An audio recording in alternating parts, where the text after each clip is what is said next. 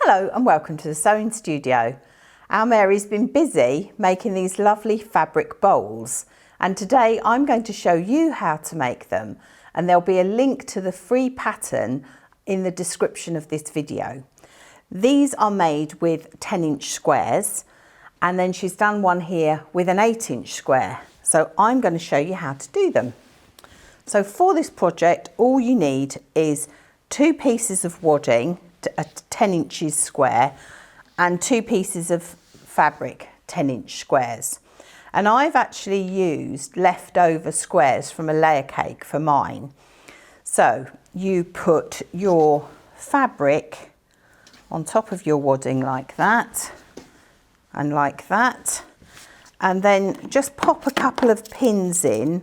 As you know, I don't pin very often, but it's good in this instance to pop a couple of pins in just to hold it, because what you're going to do is you're going to machine diagonally corner to corner and corner to corner there, and you're going to do that on both of these.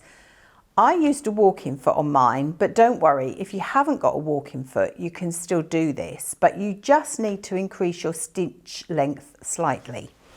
So you'll do that, and then you will end up with a square that looks like this with the stitching going across diagonally. The next thing you're going to do is you're going to fold it in half, and you're going to measure down 2 inches. So I'm just using the squares on here. So measure down from the top 2 inches, and I'm just going to put a pin on that fold there.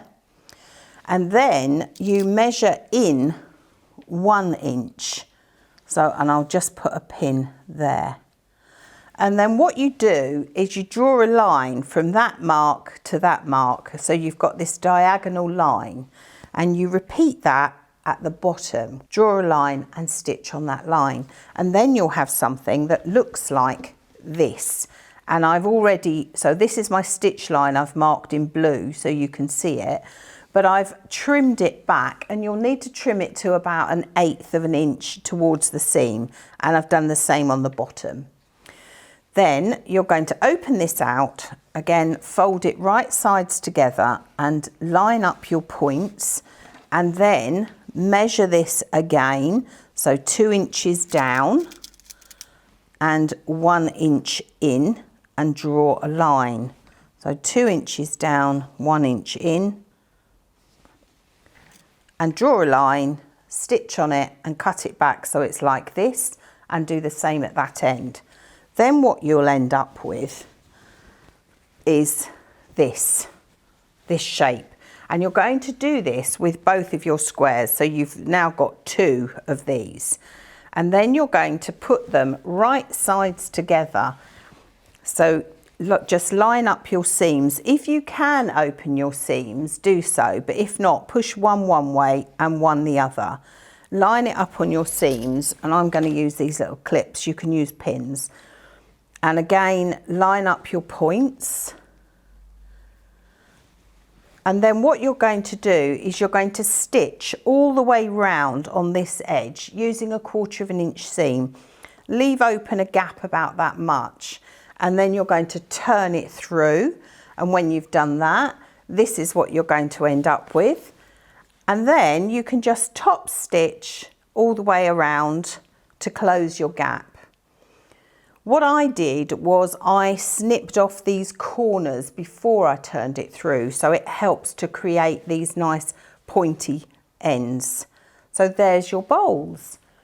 This one was done with an 8-inch square, so you can see it's slightly smaller than the others. And I thought I'd have a bit of a play, so I did this one here, and I used a 6-inch square. But what you have to do is just alter the measurements. So when you come to do the seams at the side, let me show you what I'm talking about here. When you come to do these, if you're using a smaller square, you will need to alter your measurement in. So instead of 1 inch, I did 1/2 inch, and instead of doing 2 inches, I did 1 inch to make a smaller bowl.